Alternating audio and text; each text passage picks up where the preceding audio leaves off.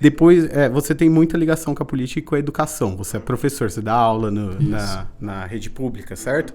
Você foi professor aqui de Guará e agora está em São José também. Exatamente. E como você vê a atuação na educação hoje? Como que é ser professor hoje na rede pública? Um professor de história? A educação foi o caminho que eu acabei escolhendo, né, por atuar mesmo, assim, né, e mesmo, né, quando a gente estava falando do movimento estudantil, tem esse caráter, né, é um movimento também de defesa da educação, né. Primeira coisa, enfim, a gente tem que entender que a educação, né, ela é um elemento fundamental, né, mas eu gosto muito daquela frase do Paulo Freire, né, que ele fala assim, a educação não muda o mundo, a educação muda as pessoas e as pessoas mudam o mundo, né. Quer dizer, então não dá pra gente jogar tudo nas costas da escola. Não, o mundo tá todo desigual, tá todo violento, tudo, a escola vai resolver tudo. Assim, a escola tem um papel crucial, com toda certeza, né? Agora ela tem que estar associada com todo um conjunto de outras mudanças, né?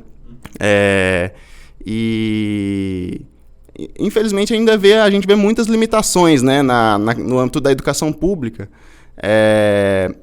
Apesar de avanços que a gente teve, por exemplo, a questão do novo Fundeb, a gente teve a aprovação recente, que trouxe vários avanços importantes, né? O aumento de recursos que vai acontecer, já está acontecendo, né?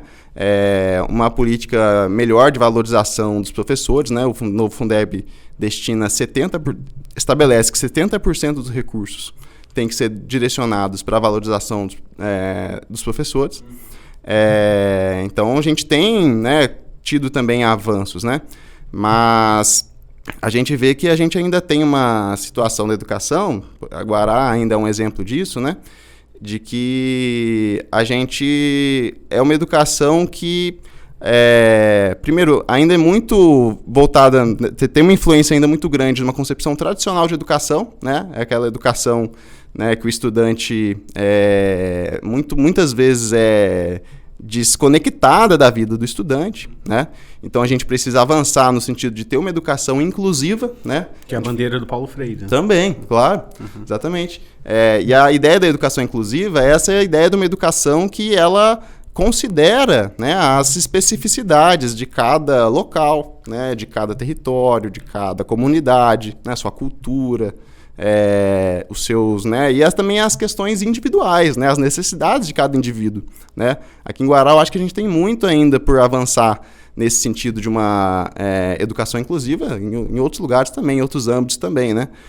Tem a questão da valorização dos professores, né. Hoje em dia a gente tem um cenário que realmente digamos assim, complicado, né, para nós que somos professores, grande parte de nós, para conseguir ter uma renda que, né, possa permitir uma condição de vida um pouco melhor, a gente trabalha em 2, 3 escolas, né?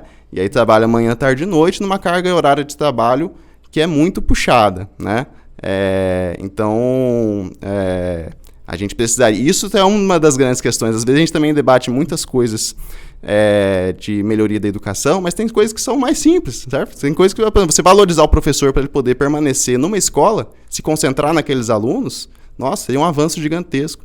Você conseguir, por exemplo, ter um grau de investimento na educação que possibilitasse reduzir o número de alunos por sala de aula, nossa, seria um avanço enorme, né? Porque muitas vezes a gente tem que lidar com uma sala de 30 e poucos alunos, 40 alunos, e aí é muito difícil você fazer uma educação inclusiva, né?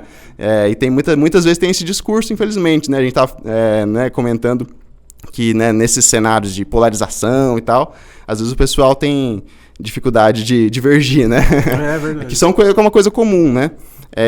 E também circula muita fake news, muita coisa, certos discursos que a gente tem que problematizar, né? Também. E uma delas é essa coisa que muitas vezes a gente vê um discurso que, dentro de um contexto onde a gente tem uma educação que ainda precisa melhorar muito, muitas vezes recai sobre o professor a culpa, né? A gente vê um discurso que coloca, o problema são os professores, que doutrinam, que falam, sei lá, coisas desse tipo, né?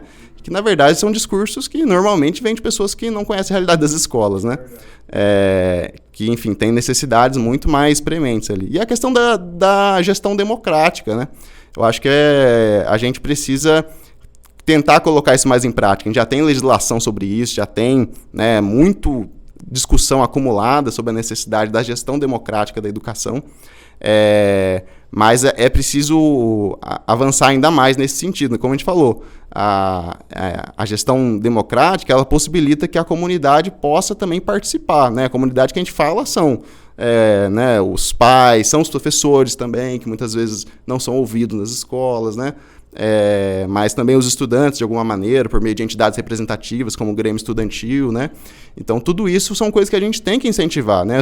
Inclusive, é uma questão de incentivo à cidadania, a essa participação, né? Das pessoas compreenderem quais são os seus direitos, quais são os seus deveres, né? Porque a nossa legislação também estabelece isso, né?